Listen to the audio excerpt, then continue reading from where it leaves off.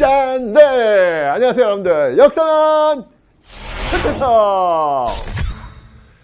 자, 어떻게 여러분들 또 반가운 또 출발을 지금 하고 있습니다. 만나 반가워요, 여러분들. 네. 오늘 오프닝 멘트에서는요, 이 멘트가 어떨까 생각합니다. 제가 앞 강의에서 여러분들 이순신의 오히려 정신에 대해서 설명을 드렸는데요. 놀랍게도 그 오히려라는 단어를 쓰신 분이 또 계세요. 제가 참 좋아하는 시인인데요. 이육사의 꽃이라는 시가 있습니다. 이육사의 꽃. 이 시를 한번 좀 낭독해 보면요. 동방은 하늘도 다 끝나고 비 한 방울 나리지 않는 그때에도 오히려 꽃은 빨갛게 피지 않는가. 여러분 이육사는요. 의열단 활동을 통해 가지고 무려 감옥에 17번이나 들어갔다 나오신 분입니다. 여러분 일제강점기에 감옥에 한 번 들어갔다 나오면요. 몸 망가져요. 정신도 망가져요. 그런데 무려 17번. 이쯤 되면 여러분들 내려놓을 만하죠. 그런데 이육사 시인은 저희에게 자신의 시를 통해서 이 메시지를 전달하고 있습니다. 동방은 하늘도 다 끝났답니다. 동방은 어딘지 아시겠죠? 바로 일제강점기 식민지 조국. 그곳은 하늘도 다 끝났다. 절망의 어떤 공간. 그런데 그곳은 여러분들 비 한 방울 내리지 않는답니다. 야, 정말 그 절망인데 비까지 내리지 않아요. 그 동토의 어떤 사막과도 같은 그런 곳 아니겠습니까? 어떤 식물도 살 수 없는 완벽한 절망의 그 땅. 그런데 이육사가 선택했던 그 시어는요.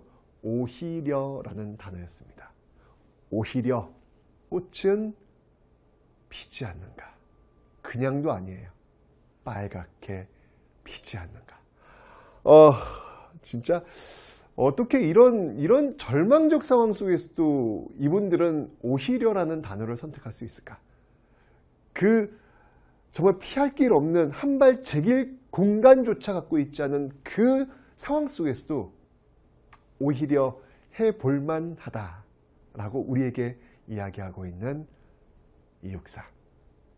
네, 여러분들 오히려 다시 한번 제가 여러분들께 역사의 선물로 드리니까 그 심장에 꼭 간직하시고 한번 멋지게 한번 살아보시기 바랍니다. 자, 오늘 강의 시작합니다.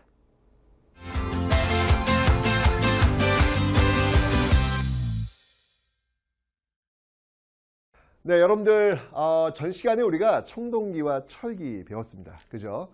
자, 그런데 그 청동기와 철기 그 시대를 관통하고 있는 나라가 있다라고 설명드렸어요. 오늘 그 부분 조금 더 자세히 한번 설명해 보도록 하겠습니다. 자, 먼저 시기를 좀 구분해 보면요. 자, 우리는 우선 청동기부터 배워볼 텐데, 여러분들 청동기 계급사회가 출발했다라고 설명드렸는데, 어느 형태, 어느 사회 형태라고 했죠, 제가? 그렇죠? 군장 국가더라. 군장이 다스리고 있는 그런 군장 국가의 형태더라 라고 설명을 드렸습니다. 그죠? 이 청동기가 쭉 가면요. 그 다음엔요. 철기가 등장을 하게 됩니다. 자, 철기. 자, 이 철기 사회는 뭐 이후에 이제 여러 나라들이 등장할 것이고, 여기 이제 연맹왕국이 등장하는 그러한 모습들이 나타나게 될 것입니다. 됐죠? 자, 이렇게 청동기와 철기 이제 구분했단 말이에요. 자, 이 시대를 관통하는 나라가 있다고 했으니 먼저 청동기를 배경으로 출발하고 있는 나라부터 한번 살펴보도록 하겠습니다. 자, 여러분 청동기를 배경으로 출발한 나라 어떤 나라가 있습니까? 네, 맞습니다. 바로 고조선이라는 나라가 있죠. 네, 우리나라 최초의 국가가 되겠습니다. 그 이름은 바로 고조선. 네, 우리나라 최초의 국가입니다. 이 시대를 사는 사람들한테 당신의 국적은 고조선입니까? 그러면 몰라요. 왜? 이 당시에 원래 이름은 조선이에요. 조선. 근데 나중에 또 이제 나중 사람들이 그 조선과 나중에 사용되는 조선과 이 시기의 조선을 구분하기 위해서 옛 고자를 붙여준 거예요. 이건 뒤에 오는 사람들이 편의에 의해서 구분하기 위해서 고자를 붙여준 거지, 원래 나라 이름은 뭐다? 조선이라는 나라입니다. 태조 이성계의 조선, 또 뒤에 나온 위만 조선, 그 조선들과 구분하기 위해서 옛 고자 고조선 이렇게 쓰고 있다는 상식도 하나 알고 계시면 되겠습니다. 자, 어쨌건 이 최초의 국가 고조선이 출발하는데요. 우리 잘 알고 있죠? 삼국유사에 의하면은 자, 이런 기록들, 단군 이야기의 어떤 기록들 이런 것들 나오고요. 또 여러 저서에 또 이 고조선이 언제 세워졌는지 그런 이야기들도 나옵니다. 보아하니 기원전 2333년. 오호, 기원전 2333년. 어떻게 이렇게 정확히 잘 아시지? 네. 자, 어쨌건 이제 이 기원전 2333년 이것과 지금의 이제 2000년이라는 덩어리 합쳐서 우리는 반만년의 역사다라고 이야기하는 거. 반만년은 5000년이잖아요. 대략 그 정도의 역사, 바로 여기서부터 카운트가 들어가기 때문에 이야기를 지금 하고 있는 겁니다. 자, 이렇게 해서 이제 청동기 최초의 국가 고조선이 출발을 하는데요. 자, 이 조선을 우리는 어떤 조선이라고 하냐면 바로 단군 조선이라고 해요. 단군 조선, 단군이 세운 조선이다 라고 해서 단군 조선이다 라고 지금 이야기를 하고 있는데, 자, 이 단군 조선에 대한 이야기를 좀 한번 해봐야 되겠습니다. 자, 먼저 이제 첫 번째부터 한번 출발해 올 텐데, 우린 너무 잘 알고 있잖아요. 예, 바로 단군 이야기. 단군 조선 하면 이제 단군 이야기 빼놓을 수 없죠. 그죠? 단군 이야기. 자, 이 단군 이야기의 구조를 우리 한번 추적해 볼까요? 자, 우선 하늘을 다스리고 있는 환인 등장합니다. 자, 환인의 아들이 아빠 나 밑에 내려가서 땅을 좀 다스리고 싶어요. 바로 그 아들이 바로 환웅. 자, 환웅이 말이죠. 내려오면서 삼천의 무리를 이끌고 내려오더라. 뭐 이 중에는 뭐 풍백, 우사, 운사도 있더라. 뭐 요거 제가 좀 더 정리해 드릴게요. 이 무리들이 내려와 가지고 있었는데 이때 곰과 호랑이가 온단 말이에요. 사람이 될 수 있도록 해주세요 라고 하는 곰과 호랑이를 만나더라. 그래, 마늘과 쑥을 먹고 버텨. 근데 호랑이는 전 못해 하고 그냥 도망가고, 곰이 완수 그러면서 슈리리리 변하면서 여자가 되면서 쫙 환웅과 결혼을 해서 짠! 아이를 낳으니 그 아이가 누구다?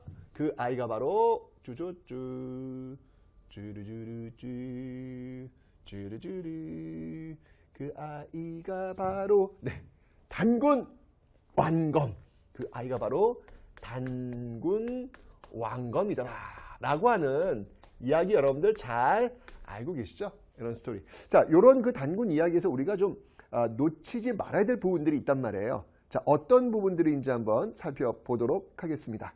자, 우선 이 단군 왕검의 어떤 그 이야기 속에서 환인, 환웅, 이게 지금 다 어느 나라 사람들이에요? 하늘나라 사람들이에요. 그죠? 하늘나라에서 내려온 사람들이야, 이 사람들. 그러니까 이건 뭘 의미하는 거다? 바로 우리는 하늘족이야 라고 하는 선민의식. 우리는 선택받은 민족이야. 우리는 하늘에 내려왔어 라고 하는 선민의식 추적 가능합니다. 가능하고요. 자, 그 다음에 이 삼천을 거느리고 내려와서 이들이 나라를 다스린대요. 예. 여기서 우리가 알 수 있는 거면 나라를 다스려. 누가 누굴 다스려? 바로 계급사회의 출현을 우리는 여기서 추적할 수가 있습니다. 그렇죠. 청동기를 배경으로 계급사회가 지금 진행되고 있으니까요. 그리고 또 있습니다, 여러분들. 여기 지금 풍백, 우사, 운사가 내려왔대요. 가만히 있어봐. 풍백, 바람풍, 우사, 비. 뭐지? 바람과 비, 구름. 뭐 하는데 필요한 거예요? 농사 짓는데 필요하잖아요. 그래서 농경 문화가 굉장히 정착되어 있구나 라는 것도 이런 단군 이야기를 통해서 추측이 가능한 겁니다. 그런데 곰과 호랑이야? 이거 동물을 믿는, 이게 사실은 여러분 곰이 여자로 변신해가지고 단군 왕검을 낳다 믿어? 못 믿으시죠, 여러분들? 네. 이거는 이제 곰을 믿는 부족, 토템 부족과 하늘 부족이 만나는 것을 의미하는 거예요. 호랑이를 믿는 부족과는 이제 연결이 안 되었던 것이죠. 그죠? 자, 이러면서 우리가 또 알 수 있는 거 토템. 토템 신앙, 이런 것들도 여전히 신석기 시대 때 만들었던 이런 것들이 여전히 존재하고 있음을 이 단군 이야기를 통해서 우리가 추측할 수 있다라는 것이죠. 이런 건 이제 하나 알 수 있고, 그 다음에 여러분들 이 단군 왕검이라는 단어가 있는데 같은 사람이잖아요. 근데 단군의 역할은 뭐냐면, 이 단군의 역할은 바로 짜잔짠 갑니다. 단군의 역할과 왕검의 역할이 좀 달라요. 단군은 뭐냐면 제사장이야. 제사를 담당하고 있어, 제사를. 오호. 그런데 왕건문이 왕이에요. 말 그대로. 예, 정치 지배자야. 정치 지배자. 그런데 뭐지? 지금 제사를 지내는 제사장과 정치를 하는 왕, 컴 같은 사람이야. 뭐예요? 바로 재정일치 사회라는 것을 또 하나 알 수가 있다는 이야기죠. 그러네요. 단군 이야기에 여러분들 이 시대를 조망할 수 있는 이런 힌트들이 굉장히 많이 들어가 있음을 여러분들 놓치지 마시라는 얘기예요. 단순하게 곰이 어떻게 여자가 돼? 말도 안 돼. 이런 접근하시면 안 되고요. 바로 그 이야기 속에 담겨져 있는 이 시대의 비밀들을 여러분들이 추적할 수 있어야 되겠다라는 겁니다. 자, 단군 이야기를 통해서 청동기, 여러분 중요해요. 청동기를 배경으로 최초의 국가 고조선이 출발하고 있었다라는 포인트 놓치지 않으셔야 되겠습니다. 자, 그런데 이 고조선의 그 범위가 어느 정도 될까? 이거는 문화유산, 그 유물을 통해 가지고 한번 추적해 볼 수 있는데, 자, 지도가 있습니다. 지도가 있는데 이렇게 쭉 이쪽에 보시면 여러분들 강이 하나 이렇게 흘러가요. 이 강이 어떤 강이냐면 요하강이에요. 요하를 기준으로 이쪽 서쪽이 바로 요서, 동쪽이 바로 요동, 이렇게 지금 나눌 수가 있단 말이에요. 요하를 기준으로 해서. 그런데 이 고조선의 문화 범위를 한번 좀 보면요. 요서를 포함한 이 만주 일대, 그리고 이렇게 북부 지역까지. 네, 이 지역까지 자, 이렇게 문화 범위라고 이제 이야기를 해드릴게요. 이렇게 해서 쭉쭉쭉 영토를 한번 이렇게 제가 한번 칠해 보도록 하겠습니다. 자, 이 지역에서 집중적으로 발견되고 있는 것, 그게 있다. 그게 무엇이다? 바로 비파형 동검과 고인돌. 비파형 동검과 고인돌이 바로 제가 밑금친 이 지역에서 집중적으로 지금 발견되고 있더라라고 하는 거. 그래서 여러분들 이 비파형 동검과 그리고 고인돌은요. 비파형 동검과 고인돌은 바로 이 고조선의 문화 범위. 이거 제가 전 시간에 설명드렸잖아요. 그죠? 이 고조선의 문화 범위와 문화 범위를 알려주는 그러한 문화유산들이다라는 거. 너무 중요해요, 여러분들. 비파형 동검과 고인돌. 그래서 여러분들이 꼭 기억해야 될 그런 포인트로서 요게 이제 집중적으로 발견되는 거예요. 비파형 동검하고 고인돌이. 그리고 특히 여러분들 이 고인돌은 여러분들 우리나라에 무지하게 많아요. 특히 이제 이 비파형 동검하고 고인돌, 이 고인돌은 특히 이제 탁자식 고인돌이 굉장히 많이 있는데, 이 고인돌은 뭐 탁자식 고인돌뿐만 아니라 그냥 일반적으로 이렇게 다리가 없는 그런 어떤 바둑판시 어떤 그런 고인돌 모습들도 있는데, 하여튼 많아요, 우리나라에. 전 세계 반 이상의 고인돌이 이 우리나라에 집중되어 있다라고 보시면 되는 겁니다. 만주 일대와 우리나라 집중되어 있다라고 보시면 되는데, 그 덕에 여러분들이 고인돌은 바로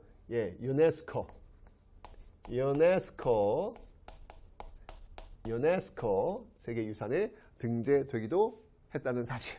우리나라는 고인돌의 나라입니다, 여러분들. 이렇게나 많아요. 그래서 이러한 어떤 모습들, 청동기를 지금 배경으로 하고 있는 이런 모습들이 지금 만들어지고 있는데, 아무래도 여러분 국가잖아요. 그럼 국가를 유지하기 위한 질서가 필요했겠죠. 그래서 이때 이제 만들어진 법이 있으니 그 법이 뭐다? 바로 8조법이더라. 뭐 예를 든다면 이런 거예요. 되게 무서워. 사람을 죽였어. 사람을 죽이면 어떻게 된다? 사형. 이런 어떤 벌들이 지금 내려지고 있더라는 얘기죠. 지금 여러분 사람 죽이면 사형인가요? 뭐 그럴 수도 있지만 그렇지 않을 수도 있잖아요. 그죠? 근데 이 당시에는 no. 사람 죽였으면 너도 죽어야지. 이런 어떤 모습들이 지금 구성되고 있더라. 그러니까 어떻게 보면 국가의 어떤 형태로서 지금 완성되어 가고 있는 모습들, 이게 우리나라 최초의 국가 고조선의 모습이었다라고 하는 것을 일단 여러분 기억해 놓으시면 되겠습니다. 됐죠? 자, 이 단군 조선이 쭉 이어지고 있었는데, 항상 뭐 잘 나가는 건 아니었죠. 오해는 하지 마세요. 단군이라는 사람이 이렇게 계속 간 건 아닙니다. 단군은 어떻게 보면 직책명이야. 1대 단군, 2대 단군, 3대 단군 이렇게 쭉 연결되겠죠, 여러분들. 그죠? 근데 이제 이 기원전 쭉쭉 시간이 흘러가면서 위기도 와요. 기원전 4세기를 한번 보니, 기원전 4세기는요, 당시 중국에 있었던 연나라라고 있습니다. 연나라. 이 연과 아주 대등한 관계를 형성하고 있다. 그래서 연과 대립하는 그런 모습들이 지금 나타나고 있습니다. 자, 그러다가 3세기는요. 오호, 이 연나라가 직접 공격을 해요. 공격을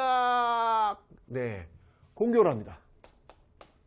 그때 연의 어떤 장수의 이름이 진계라고 합니다. 진계라는 인물을 통해 가지고 공격해 들어오는 이런 모습들도 있더라라고 하는 거 기억해 놓으시면 됩니다. 자, 그런데 어쩌면 여러분이 3세기의 이 고조선의 모습을 보면요, 강력한 왕이 있어요. 그 왕을 통해서 통치가 되어지고 있는 모습들을 확인할 수가 있는데, 자, 왕의 모습 한번 살펴보도록 하겠습니다. 이게 왕이 이렇게 있는데, 뭐 대표적인 이 고조선의 왕, 우리가 기억할 수 있는 왕이 있다면 뭐 부왕이 있겠고,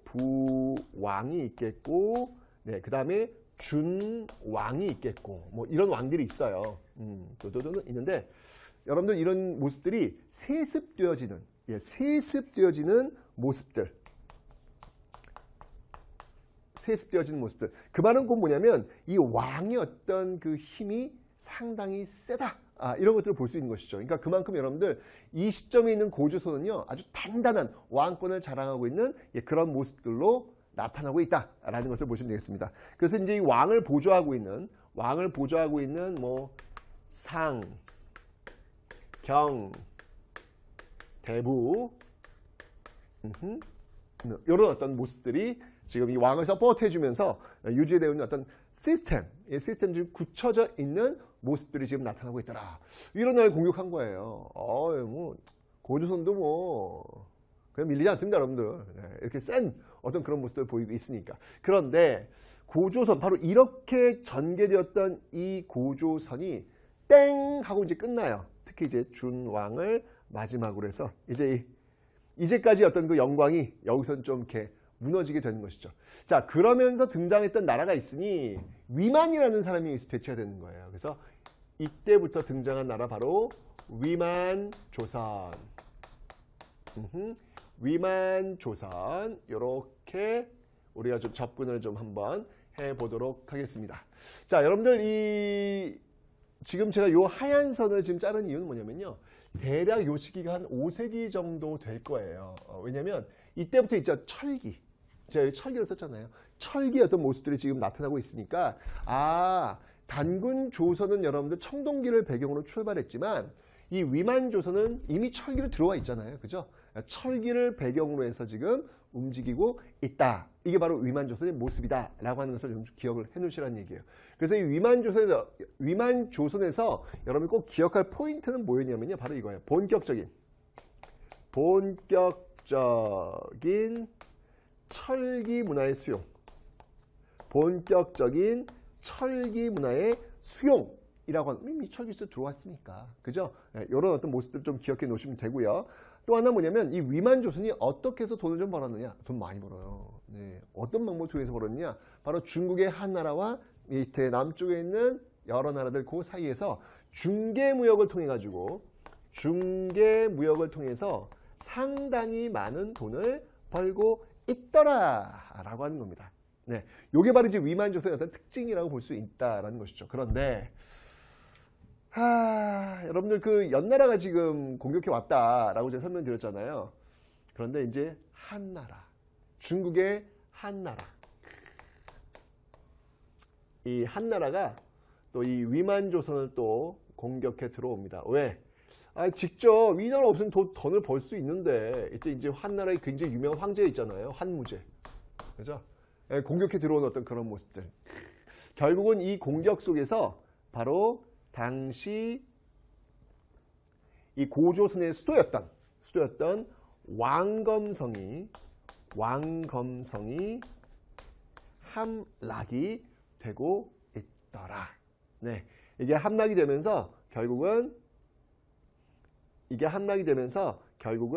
무엇이 설치가 되냐면 여기에 이제 한 군현들, 한 군현들이 설치가 돼요. 한 나라가 이제 여기다가 이제 군과 현 이런 것들을 지금 세우고 있는 모습들. 이러면서 드디어 이게 이제 언제냐면 기원전 108년이에요. 네, 기원전 108년. 이러면서 이제 단군이 세웠던 그 고조선 역사가 여기서 이제 끝나게 되는 그런 모습들을 지금 보여주고 있다라는 겁니다. 와, 우리가 알았던 이 단군 이야기가 이렇게 전개되네요. 정말 그 긴 시간 동안에 거의 뭐 한 2000년 이상 되는 그 긴 시간을 지금 이 단군 조선이 차지하고 있다. 이 엄청난 거죠, 여러분들. 그죠? 예, 그래서 그 맨 마지막에 결국 한무제에 의해서 무너지게 되는 어떤 그런 모습들. 이때 이제 이 왕검성에 있었던 이 고조선의 왕이 누구면 우거왕이에요, 우거왕. 네. 그래서 한무제, 왕검성, 우거왕 이렇게 끝나는 나라가 바로 이 고조선이었다는 사실을 여러분들이 기억하시면 되겠습니다. 됐죠, 여러분들? 그러니까 이 과정에서 놓치지 말 게 뭐냐면 이 단군 이야기 여기서 뭐 곰이 나오고 막 이런 것들을 그냥 고지고대로 믿는 게 아니라 그 안에 담긴 역사적 상상의 사실들 그런 것들을 여러분들이 놓치지 마셔야 되겠다. 됐죠, 여러분들? 자, 그런데 이렇게 해서 이 단군 조선부터 출발했던 고조선이 무너졌지만 그리고 한 군이 설치가 됐지만 그 한 군현을 공격하면서 또 이 지역에서 새롭게 성장하는 나라가 굉장히 많이 있어요. 바로 여러 나라들을 만나볼 텐데요. 자, 어떤 나라가 있는지 다음 챕터에서 한번 살펴보도록 하겠습니다.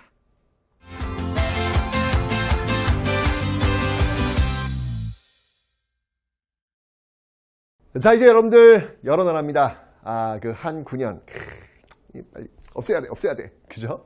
예, 쫓아내야 돼. 자, 이러면서 여러 나라 등장하는데, 자, 이 나라들 역시 아직까지는 기원 전이에요. 아직까지는 기원 전입니다. 기원 전인데 이 시기가 철기를 지금 배경으로 하고 지금 나타나고 있는 그런 모습들이 지금 보이고 있는데, 자, 철기를 배경으로 등장하는 나라들 어떤 나라들이 있을까요? 바로 부여, 고구려, 옥조, 동해, 사만이 있어요. 근데 이런 나라들의 위치를 먼저 파악하셔야 합니다. 자, 지도 한번 보여줬죠? 부여, 고구려, 옥저, 동해, 사만. 부여는 저쪽 만주, 그 평원 쪽에 있고요. 고구려는 이 산악지대에 있고요. 옥저는 지금 함경도 이쪽 동해안 쪽에 있네요. 동해는 지금 강원도를 좀 배경으로 있고요. 그다음에 마한, 진안, 변한. 여기를 우리는 통틀어서 이렇게 묶어서 우리는 이 나라들을 바로 삼한이다 라고 이야기하고 있습니다. 그래서 마한, 진안, 변한인데 요 나라들은 지금 이제 충청도, 경상도, 전라도 요 지역에 이제 위치하고 있는 나라들이 되겠습니다. 됐죠? 자, 이 위치 먼저 파악해 두셔야 돼요. 제일 중요하고요.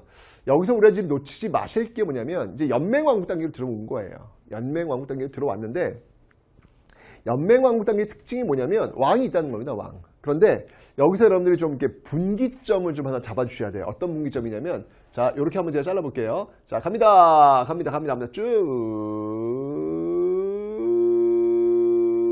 쭉! 네, 이렇게. 경계선을 나눴어요. 자, 이게 뭐냐면 바로 왕이에요, 왕. 왕이 이쪽, 부여와 고구려는 왕이 있다. 그 다음에 이쪽, 옥저, 동해, 그리고 사만, 소국은 왕이 없다라는 거예요. 이쪽은 여러분들 이제 군장이 다스릴 거예요. 왕보다는 조금 규모가 작은 곳을 다스리고 있는 군장. 청동기 시대가 여러분 군장 국가라 그랬잖아요. 그 군장 국가들이 연결이 되어서 좀 더 덩어리가 커진 상태를 우리는 연맹 왕국이다라고 이야기하는 거예요. 제가 조금 더 자세히 설명드릴 텐데, 자, 그러다 보니까 여러분들 특히 이제 고구려 같은 경우 있잖아요. 이게 산악지대예요. 산악지대인데 이게 바다와 연결되어 있지 않다 보니까 소금 구하기 어려운 거야. 그럼 어떻게 해야 돼? 뺏어와야지. 이 시대는 그랬단 말이죠. 자, 그러면서 이쪽 바닷가 쪽에 있는 옥저를 공격! 네, 이런 모습들. 그리고 옥저는 살려주세요! 라고 해서 고구려에 공납을 바치는 거예요. 뭐 예를 든다면 뭐 소금 같은 거. 이런 거 바치겠죠. 그죠? 근데 결국 나중에는요, 이 고구려의 태조왕. 네. 이 태조왕이 그냥 아예 그냥 옥저를 정복시켜버리는 그런 모습들도 있더라. 정말 군장국가로 사는 건 정말 쉬운 게 아니야. 뭐 이런 것들 느껴지고 있죠, 여러분들. 하여튼 옥저와 동해가 바로 이 고구려의 어떤 그 필요 공납 물품들을 대고 있는 그런 군장 국가들로 살고 있었다라는 것을 봐두시면 되겠습니다. 됐죠? 자, 그렇다면 이 각국의 어떤 정치, 경제, 사회, 문화 뭐 이런 것들을 한번 좀 조망해 보도록 하겠습니다. 어떤 차이점들이 있는지 한번 볼 텐데 그 전에 여러분들 이 부여하고 고구려는 상당히 비슷한 문화들이 많이 있어요. 왜일까요, 여러분들?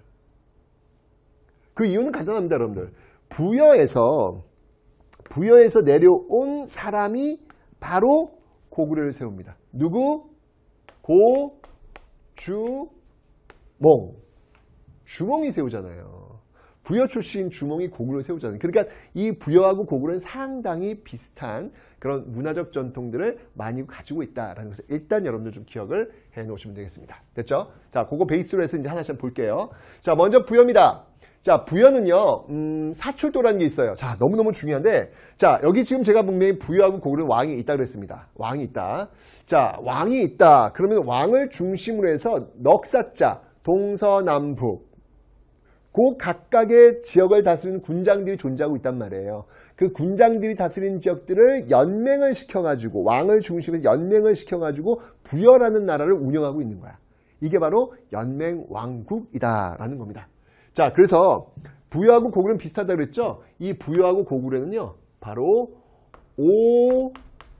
오부족 연맹체라는 사실, 이런 공통점, 왕을 중심으로 한 오부족 연맹체라는 사실들이 있는데, 자, 제가 지금부터 이제 사출도에 대한 설명을 좀 드리겠습니다. 마가, 우가, 구가, 저가 각각의 지역을 다스리고 있어요. 자, 무슨 말이냐면, 자, 볼게요. 자, 왕이 있어. 왕이 다스리는 지역이 있어. 이렇게 있어요. 그러면 이 동서남북 넉사자 방향으로 또 각각의 군장들이 다스리는 지역이 있다는 거예요. 각각의 군장들이 다스리는 지역이 있더라. 여기가 다스리는 지역이 마가가 다스리는 지역, 우가가 다스리는 지역, 구가가 다스리는 지역, 저가가 다스리는 지역. 이렇게 지역들을 딴딴딴딴딴딴 해서 만들어진 나라가 바로 부여라는 거예요. 무슨 말인지 이해되시죠, 여러분들? 마가가 다스리는 이 지역, 마가 군장이야, 우가 군장이야, 구가 군장이야, 저가 군장이야. 군장이 다스리는 지역들이 있는데 각각의 지역, 왕이 다스리는 지역도 있어요. 연결을 해가지고 연맹체가 되어가지고 하나의 부여라는 나라를 만들고 있다는 얘기죠. 중요한 건 뭐냐면 이 왕이라고 하는 그 지위가 강한 힘이 아니에요. 왜냐하면 각각의 지역을 터치를 못해. 자치권이 형성되고 있는 거야. 아마 군사나 외교일 때만 왕 역할을 하는 것이지 그 외에는 터치가 안 돼요. 왜냐면 왕도 선출되는 사람이야. 이런 군장들에 의해서. 그러니까 왕권은 어떻다? 왕권은 약할 수밖에 없다. 라고 하는 것을 꼭 연맹 왕국의 왕권은 약하다. 이거는 고구려도 마찬가지. 이런 모습들로 지금 나타나고 있습니다. 됐죠? 이게 사출도예요. 이게 사출도예요. 이제 이해됐죠, 여러분? 사출도가 무엇인지. 자, 이런 모습들이 있는데, 특히 이제, 근데 마가, 우가, 구가, 저가 뭐예요? 말.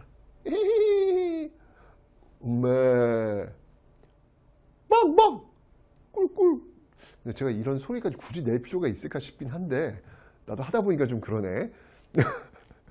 자, 여러분 다 목축. 그러니까 부여가 여러분들 위치 봐. 위치의 평원이잖아요. 그죠? 그러니까 이쪽 지역에서 목축업을 굉장히 많이 하고 있고, 그래서 목축업 중요한 말, 소, 돼지, 개. 굉장히 중요한 가축이었다라는 걸 알 수 있다는 얘기예요. 굉장히 중요하니까 군장의 이름에다가 마가, 우가, 구가, 저가 하잖아요. 어쨌건 자, 사출도라고 하는 그런 조직들이 있다는 거 기억해 놓으시면 되고요. 고구려도 마찬가지예요. 근데 고구려는 마가, 우가, 구가, 저가 이런 이름들은 아니고 그냥 가들이 있어. 여기도 지금 가들이 있잖아요. 가들이. 그죠? 이런 가들이 모여 사는 회의가 있으니 그 회의를 우리는 뭐라고 한다? 여러 제자, 여러 가들이 모여 사는 회의. 그래서 제가 회의다라고 이야기를 하는 겁니다. 아셨죠? 여기도 마찬가지로 오부족 연맹체이기 때문에 고구려도 왕이 있을 거 아니에요. 그 왕 밑에 왕을 또 서포트해주는 뭐 사자, 조의, 선인 과 같은 이렇게 서포트해주는 그런 역할을 하는 사람들도 분명히 있었다. 그러니까 그만큼 어떤 왕권의 어떤 모습들은 갖추고 있다는 얘기예요. 다만 강력한 왕권은 아니었다라는 것을 여러분 좀 기억을 해 놓으시면 되겠습니다. 됐죠? 자, 이렇게 해서 지금 오부족 연맹체를 지금 구성하고 있는 모습 봤고요. 옥조하고 동해는 여러분들 왕이 있다 없다? 왕 없다. 그래서 여기는 군장이 다스리고 있는 모습들을 옥조와 동해는 군장이 다스리고 있는 모습들을 볼 수 있는데, 여기 이 군장들을 뭐라고 불렀냐면요, 읍군 삼로. 네, 읍군 삼로 라고 불렀다라는 거. 읍군 삼로, 이게 군장의 이름이다. 특히 이제 이 옥조와 동해는 이 고구려 왕의 어떤 어떻게 보면 좀 이렇게 괴롭힘을 당한 그런 나라들이 바로 이 옥조와 동해가 되겠습니다. 됐죠? 자, 사만도 마찬가지. 사만 소국은 왕이 없어요. 군장이 다스리고 있다라고 설명드렸는데, 이 사만 소국의 형태를 잘 보시면 좀 재미있고 독특한 형태의 모습들이 등장하고 있습니다. 어떤 모습이 등장하냐면, 여기 여러분들 소도라는 게 있어요. 소대를 떠올리시면 돼요. 소대 또는 뭐 이렇게 소대, 이렇게 왜 오리 같은 거 이렇게 걸어 올려놓고 있는 어떤 지역 영역 표시하는 거 있잖아요. 이 소도를 다스리는 사람이 누구냐면 천군이에요. 천군. 딱 느낌 오잖아. 하늘 다스리는 그런 느낌. 그리고 여기에 군장이 누구냐면,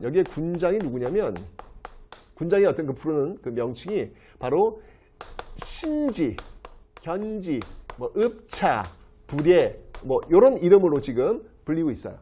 근데 잘 보세요, 여러분들. 자, 소도가 하는, 이 천군이 하는 기능이 뭘까? 천군이 하는 기능. 하늘. 이러니까 이건 제사의 기능이 되겠죠. 제사의 기능. 그죠? 제사의 기능. 반면에 신지, 읍차, 군장, 이 사람들은 뭐예요? 정치적인 역할을 하겠지. 정치적인 역할. 그죠? 그런데 지금 보시면 알겠지만 따로따로야. 역할들이. 무슨 말이냐면 제사장과 정치를 하는 역할들이 다 서로 다르다. 즉 재정 분리사회임을 알 수 있다는 얘기죠. 우리가 앞에서 여러분들 고조선 하면서 단군 왕검 했잖아. 이건 동일한 인물이잖아. 재정일치였단 말이에요. 청동기, 고조선, 재정일치. 그런데 철기 들어와서 사만을 통해서 이 모습을 보니까 재정분리. 그것도 이제 사회가 지금 달라진 거죠. 여러분 지금 우리나라 보세요. 우리나라 대통령하고 목사님하고 같은 인물인가요? 아니잖아. 종교적 영역을 하는 목사님이 있고, 그리고 정치적 영역을 하는 왕, 대통령이 따로 있잖아요, 여러분들. 재정 분리란 말이에요. 그러니까 이런 모습들이 지금 바로 이렇게 철기 시대 사만에서부터 지금 나타나고 있네요. 이런 것들 확인이 가능합니다. 이렇게 정치 한번 살펴봤고요. 여러 나라는 지금 철기로 들어왔던 이 여러 나라는 오부족 연맹체의 형태, 고구려나 부여 같은 경우에는 그런 모습들, 그 외의 나라들은 지금 군장들이 다스리고 있다. 기억하시면 되겠습니다. 그렇죠? 자, 그렇다면 이게 이제 공동체를 이렇게 쫙 아우를 수 있는, 우리는 부여야, 우리는 고구려야, 뭐 이렇게 공동체를 아우를 수 있는 무언가가 필요하겠죠. 그게 뭐냐면 제천 행사예요. 너무 중요해. 이 당시에는 뭐 휴대폰이 없었기 때문에 이런 오락이 최고야. 같이 모여서 춤추고 이야기하고 막 떠들고, 이게 최고야. 이 당시에는. 뭐가 있는지 볼게요. 자, 부에는요 영고라는 게 있습니다. 환영하는 거야. 북을 치면서 둥둥둥둥, 하느님 둥둥둥둥, 막 이런 모습들. 그죠? 부여에는 영고. 따라해보세요, 여러분들. 부영고. 왜 안 해? 해봐. 자, 부영고. 왜 웃어? 따라하라니까. 부영고. 네, 그렇게 연기하시면 되겠습니다, 여러분들. 부여, 영고. 자, 고구려는요, 군사, 동맹. 느낌 오죠? 고구려 이제 싸움을 잘하잖아. 그죠? 그러니까 뭔가 어떤 이런 느낌? 동맹. 옥저도 있을 텐데 기록이 없어요. 다행이라고 봐야 되나? 분명히 있었을 텐데 기록이 없으니까 패스. 네, 기록이 이렇게 중요한 거야. 기록을 해야 알 수 있는데 기록이 없어요. 동해는 무천이라는, 무천. 이것도 역시 마찬가지예요. 막 춤추면서, 막 무당이 춤추면서 하늘에다 막 제사 지내었던 그런 모습도 보이죠. 다 비슷한 모습이에요. 영고, 동맹, 무천 모습들이. 그 다음에 이제 사만에서는 여러분들 계절제라는 게 있어요. 계절제. 요 계절제가 여러분들 지금도 이어지고, 지금도 우리 계절제예요. 우리도. 뭐가 있었지, 우리? 추석. 이게 좀 이 전통이에요. 이 전통이 지금까지 지금 이어지고 있더라. 뭐 단오나 추석 이런 것들 지금 이어지고 있는 모습들을 좀 여러분 확인하신 겁니다. 됐죠? 자, 제천 행사 받으시고요. 그 다음에 결혼을 한번 좀 보도록 할게요. 결혼. 이게 좀 독특한 그런 결혼 풍습들이 많이 있기 때문에 좀 받을 필요가 있습니다. 자, 먼저 부여의 결혼 풍습 중에 뭐가 있냐면, 이 형사취수제라는 게 있어요. 형사취수제. 자, 이게 뭐냐면 형이 죽잖아. 그럼 동생이 그 형의 부인, 형수를 아내로 맞이하는 거야. 아! 뭐야 이게? 어쨌건 일단 제가 좀 설명드릴게요. 형사취수제라는 게 있고요. 여러분 제 부여하고 고구려가 굉장히 비슷한 모습들. 왜냐면 고구려 사람이 부여에서 내려와서 주몽이니까, 그죠? 그래서 이 고구려에도 역시 마찬가지로 형사취수제의 어떤 그 모습들이 있어요. 일단 기억해 주시면 되고요. 그 다음에 이제 옥저에서는요. 그 다음에 이제 고구려에서 또 서옥제라는 게 있어요. 자, 서옥제가 뭐냐면 이게 이렇게 한번 좀 접근 좀 쉬울 것 같아요. 서방님의 집이라고 일단 생각을 한번 해봅시다. 결혼을 원해. 내가 결혼을 원하면 여자 집에 가서 저 결혼할게요. 따님과 결혼할게요. 그러면 이게 오케이가 되잖아요. 그러면 남자가 그 여자 집 뒤에 서옥을 지어요. 예, 남자의 집 서옥을 짓는 거예요. 그래서 거기서 딸과 이제 아내와 신혼생활을 하는 거예요. 그럼 애도 낳을 거 아니에요. 애가 좀 커. 예, 좀 크면 그제서야 비로소 남자 집에 가는 거예요. 이게 서옥이야, 서옥. 자, 이게 무슨 말이냐면 여러분들, 그래서 이 당시에는 남자가 여자 집에 가는 거죠. 그래서 여기서 나온 말이 바로 장가 가다라는 말이에요. 장자가 뭐냐면 장인어른 할 때 장인어른의 집이잖아. 장인어른의 집에 가다라는 얘기예요. 옛날에는요, 지금 이 시대, 여러 나라, 그리고 고대, 그리고 고려, 그리고 심지어 조선 초기까지만 해도 남자들이 여자 집에 장가 가는 게 굉장히 보편적인 모습이었어요. 하나도 이상하지 않았어. 여러분들 조선시대만 와도 율곡이가 태어난 곳이 어디예요? 율곡이 태어난 곳이 바로 신사임당의 집 아닙니까?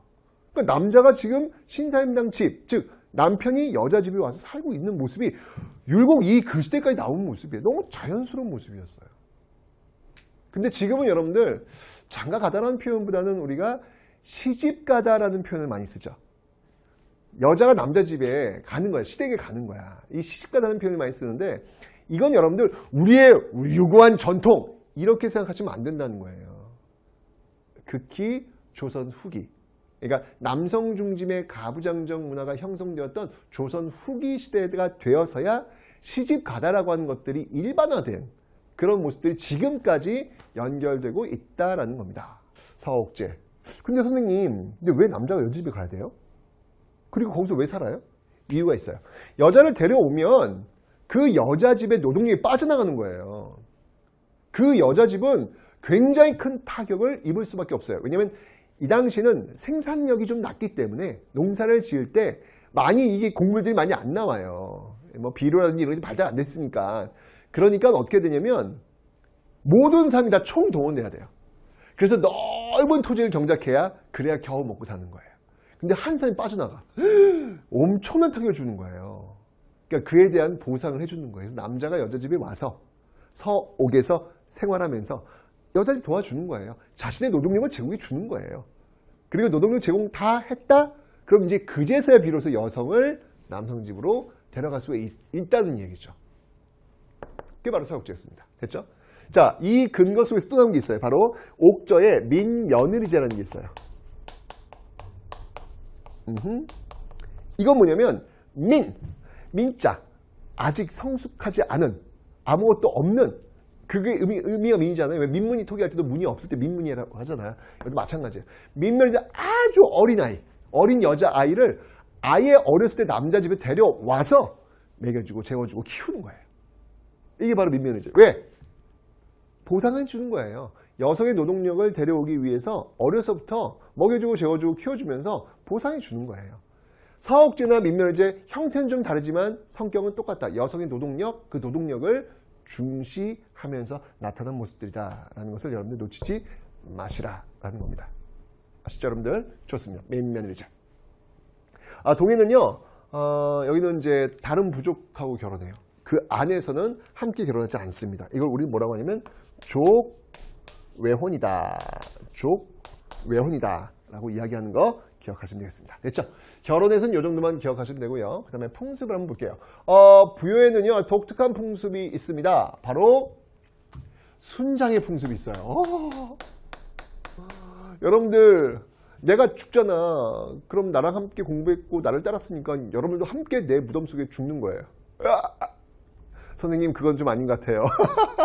근데 이 당시에 이제 있었다? 이런 게 있었어요. 순장. 와. 네, 이런 풍습들, 네, 순장이라는 풍습이 부여에 있었다는 거 기억해 두시면 되고요. 또 어떤 풍습이 있었냐면요. 일책 12법, 일책 12법이라는 게 있어요. 이게 뭐냐면 뭔가 잘못하면요. 12배로 갚는 거예요. 쉽게 얘기하면 제가 만약에 볼펜 하나를 훔쳤어. 그러면 안 돼요, 여러분들. 네, 훔쳤어. 걸렸다! 이러면 어떻게 하는 거예요? 12개의 볼펜을 갚는 거예요. 12배 곱하기 10이라는 얘기예요. 일책 12법. 근데 제가 얘기했죠. 부여랑 고구려랑 많이 비슷하다고. 그래서 고구려에서도 역시 마찬가지로 일책 12법 이런 내용들이 지금 같이 보여지고 있다라는 거 기억하시면 되겠습니다. 됐죠? 자, 옥저에서도 참 재밌는 풍습이 있는데요. 이건 뭐냐면 가족 공동묘가 있어요. 가족 공동묘. 가족 공동무덤. 그러니까 무슨 말이냐면 사람이 죽잖아요. 그러면 이렇게 쭉 이게 뭐 밭이나 이런 데 넣으면 이제 살이 다 빠져나갈 거 아니에요. 죽었으니까. 뼈만 남죠. 그 뼈들을 모으는 거예요. 그래서 가족 공동으로 무덤을 만들고 있는 가족 공동묘가 있다. 기억해 놓으시면 되겠습니다. 됐죠? 자, 좋습니다. 자, 그리고 사만의 풍습, 뭐 요건 이제 넘어가면 되고요. 이제 경제를 한번 볼게요. 자, 부여의 경제는요. 위치를 보시면 알겠지만 이게 만주벌판 그쪽이라는 얘기죠. 그래서 이쪽에서는 마가, 우가, 구가, 저가 목축업 중요하다 그랬죠. 그래서 반은 농사를 짓고요. 반은 목축업을 합니다. 굉장히 넓은 평야가 있는데 이게 북쪽이다 보니 좀 추워요. 농사 짓기는 아주 썩 좋은 그런 환경은 아니겠지만 대신 목축업하기는 좋죠. 그렇죠. 그래서 반은 농사 짓고 반은 목축업에 전념하는 어떤 그런 모습들이 있더라라고 하는 것을 기억하시면 되겠습니다. 됐죠? 반농마모. 그 다음에 이제 고구려. 고구려에 뭐 저기 뭐냐 산악지대다 보니까 여기 주로 이제 약탈 경제 그런 대상이 되는 나라가 이제 옥저라든지 그 다음에 이제 동해라든지 이런 나라들이 되겠네요. 됐죠? 자, 옥저의 경제. 여기는 이제 뭐냐면 제가 얘기했죠. 뭐 고구려의 공납바치는 뭐 소금이나 해산물 이런 것들이 굉장히 소금이나 해산물 이런 것들이 굉장히 많이 나는 너무 당연한 거 아니야 이거. 동해바다 그쪽이니까 그죠? 네, 요거 기억하시면 되겠습니다. 됐죠? 그 다음에 이제 동해인데 동해에선 여러분들 이게 좀 책화도 있다 그랬는데 이거 하나 제가 좀 더 알려드릴게요. 여기 그 사는 집터 있잖아. 집터의 모습들이 좀 독특해요. 집터의 모양이 이런 집터들이 있어요. 이렇게 이런 어떤 집터의 모양도 있고 그 다음에 이런 요철의 어떤 형태의 이런 집들도 있습니다. 요거는 한자로 려자 같죠. 려자. 요철 어떤 형태. 이런 집터의 모습들이 또 동해에서 보이고 있다라는 것도 하나 기억해 놓으시면 되겠습니다.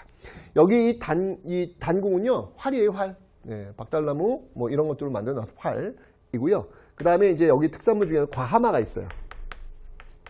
과하마는 뭐냐면 과실나무 아래를 지나가는 말. 가만히 있어봐. 과실나무 아래면은 굉장히 작은 말일 텐데 어떤 말이에요, 여러분들? 조랑말. 조랑말이 또 이때 많이 났나 봐요. 그 다음이 반어피. 반어야 뭔가 물고기의 느낌이 들죠? 이건 바로 바닷물개 있죠, 물개. 예, 바다표범. 예, 그런 어떤 가죽들. 그 다음에 이제 이 사만입니다. 사만은 이제 남쪽이잖아. 충청도, 전라도. 뭐 이쪽 가면 여러분들 뭘 잘할까요? 벼농사. 벼농사가 아주 활성화가 잘 되어 있겠죠. 그죠? 그래서 여기는요. 함께 일하세 둘에 이런 것들도 발달되어 있고요. 그 다음에 물을 달 저수할 수 있는 저수지 이런 것들도 굉장히 많이 발달되어 있는 모습을 보고 있는데 특히 사만 중에서 여러분들 꼭 기억하기 뭐냐면 철. 이 변환의 철. 변환. 네, 철 수출. 이거 여러분 기억하셔야 돼요. 자, 지도 한번 보도록 하겠습니다. 야, 변환이라는 나라가 어디 있죠, 여러분들? 여기 있죠, 여기. 이 변환이라는 나라가 낭랑 그리고 왜 이 지역으로 철을 많이 수출했어요. 철, 이 덩이쇠 라고 하는데 이런 것들을 많이 수출하고 있는 그런 모습들. 왜냐하면 여러분이 철을 다루는 기술은요 최첨단 기술이에요. 요즘 우리가 이제 반도체 다스리는 기술 최첨단이라고 이야기하듯이 이 당시 철을 다스리는 기술이 최고의 기술이었거든요. 예, 그런 것들이 지금 변환해서 굉장히 활성화되어 있는 모습들 여러분이 기억하시면 되겠습니다. 됐죠? 자, 여기까지가 지금 청동기, 철기를 배경으로 기원전. 와, 이 기원전. 딱 그 기원전에 존재했던 여러 나라들을 한번 살펴봤습니다. 자, 이렇게 해서 여러분들 기원전 끝났고요. 자, 이제 다음 시간부터는 이제 기원 후. 우리가 이제 한 2000년의 덩어리가 있잖아요. 그 2000년의 덩어리를 이제 직접 역사 속으로 한번 끌어서 배워보도록 하겠습니다.